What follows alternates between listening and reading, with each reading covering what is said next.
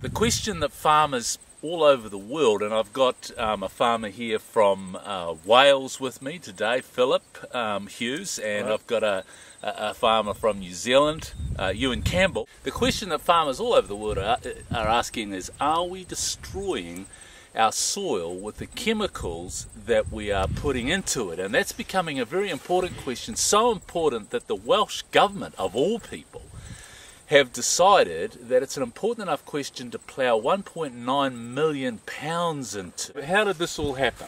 Yeah, I met Ewan back in 2003 and came to his wonderful farm here and started to see some of the things he was doing with his soil.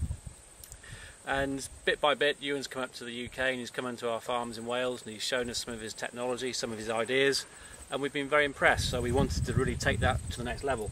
So the next level for us was to go through some highly regarded independent bodies, really just to put it on the record, to put a marker in the ground. What Ewan has done really genuinely does work, not just in a New Zealand context. It's basically about soil, it's about biology, it's about a new farming system to give farmers really another way of farming. You've got your NP and K method, which is what we've used really for the last 2 generations. And what's that? NP and K is effectively where choosing 3 out of how many elements that we actually need, Ewan? About 90. There we are. So it's basically dumbing down of getting the most out of the soil and producing the best product. So when we knew it was being dumbed down, there were issues that we had which Ewan can expand upon, but many issues of production, but also with environmental degradation. So our governments up in the Northern Hemisphere are very concerned about nitrates and phosphates leaching into the rivers, and considerable health issues for humans, for animals, and also for the broader environment. So quite complex, but we're pretty impressed with what we've seen so far.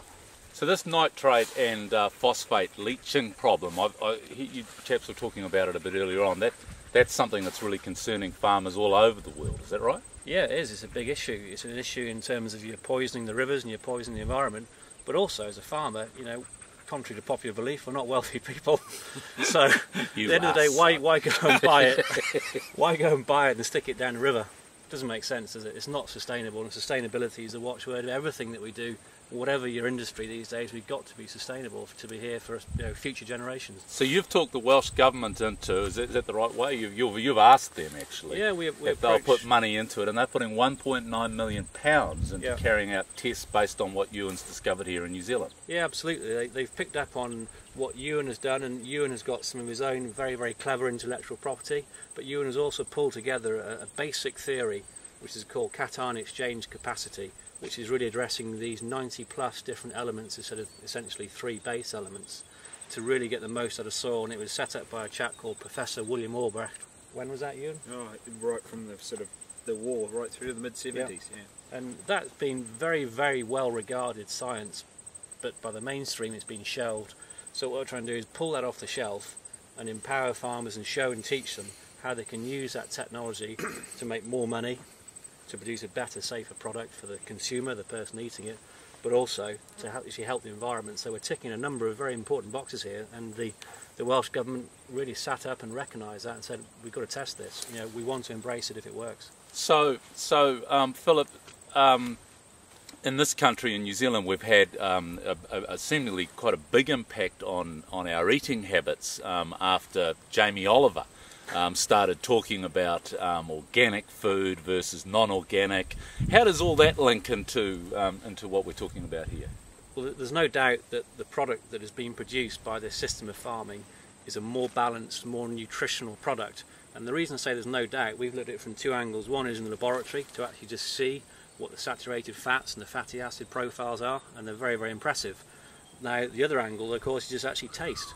And we sat down with some of Jamie Oliver's colleagues who we supply with our meat business in the UK, these Michelin-starred chefs, and we had 3 steaks in front of them. The first steak was Marks and Spencer's, a 21-day aged piece of Scotch beef, nice piece of sirloin, and we ate it, and the chef said, yeah, it's okay, a bit chewy. And then we had one of the steaks from the meat business that I represent, the Reig Estate, and we ate that, and my reputation was on the line, and this guy goes, yeah, it's good, yeah, it's a good steak, it's as good as it gets. And then we presented Ewan's steak, and the guy said, well, this Cambrian meat thing, it's a bit lean, it's not looking very promising. And then he cut into it with his knife and fork and started chewing. And first of all, he didn't need to chew a lot because it was so tender. But he said, wow, what have you done here? He said, I can't describe it in sort of specific terms, but it's like the difference between a bottle of wine that would cost $10 and $100. You can't put your finger on what and why it is, but it's just worlds apart. And for us, you know, the fact that it tastes great and it's healthier for you and it's also good for the environment, you know, why is nobody looking towards this? So here we have this farmer no one's ever heard of, in a place that no one's ever heard of, in a country that only a few people have heard of, Ewan Campbell in the back blocks of Waihi in New Zealand, and you've got an English chef saying this is by far the best steak out of the three. Now, well, you haven't said much yet, so just tell, how come your steak's better? Because it's better.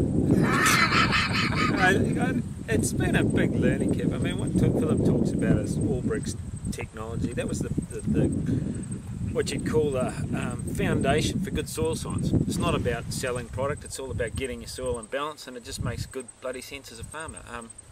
And I always work on the premise that, you know, empty pockets sharpen the mind. Well, let me just interrupt you here. Sorry. How did you notice that your soil, and were you the only person, how did you notice that your soil needed fixing? Because I had no money, my cows wouldn't grow. Okay. Right. And was that just your farm, or all the other farms around here, you think they're suffering the same sort of problems? Similar. I just, you know, like we bought this farm 17 years ago, and we bought it on the prize that we had so many stock units and we were going to do this amount of stuff, and it didn't work. And it just didn't fathom out. I mean, I think we had a dozen drums of drench in the first 12 months, and like that means a serious amount of time in the yards, just over here with cattle, drenching them. They're not healthy. If they're not healthy and they're not putting weight on, they're not putting money in your pocket, your money's going out. It's like, you're in the shit. And we were. And you're from a farming, this isn't your first farm, you grew up on a Waikato farm. Yeah, I grew up on Peak in Tierra, yeah. So it was a big mistake in the sense that when we left there, I thought, well, I don't like here because it doesn't rain enough and I'm on a main road, and so I said, right, we've got to go to this place where it rains more and we're in a nice quiet spot. But I actually went and exchanged some really bad soils for some really, really, really bad soils. And so, you know, like you can see, I mean, we're in one of the most awesome places in the world, but to stay here we either have to sharpen up or go away. So you said that your animals weren't growing. So what's the difference? What's happening now? Oh, well, I've just been showing Philip this morning, you know, like, you know what, we're 17 years down the track and I reckon I'm learning more now than I have then. And like, basically there's some amazing technology come out that I'm probably an accumulator of technology, is where we've come up with a small bit of it ourselves. But, you know, there's a guy called Richard Olry. He's put a book together called Minerals for the Genetic Code, 64 minerals to complete the genetic sequence. You know, it's amazing what it will tell you. And I mean, DNA in the soil is not too actually different to us. So what you're saying, Philip, you referred to this before, is instead of the two elements that standard fertilisers put in the soil, three basic elements, okay, you actually need something like the 64 this chap Olry's talking about. Yeah, and you know, there's a guy called Maynard Murray who's a medical doctor who was using seawater as the fertiliser, and he actually showed that you could grow tomatoes straight on seawater, diluted down. And it's amazing that seawater is the same chemical composition as human blood, and it's got all of these elements in it all structured to work properly. Well, we're using seed products and balancing the soil. When you get that working for you, the DNA construction is complete.